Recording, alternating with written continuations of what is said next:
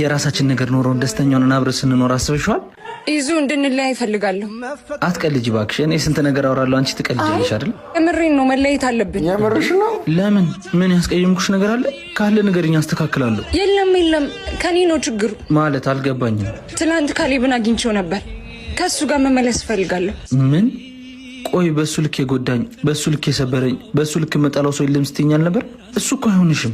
አዎ፣ ግን አፌ እንጂ ልቤ አልጠላውም ነበር። ደግሞ እንደሚቀየር ቃል ገብቶልኛል።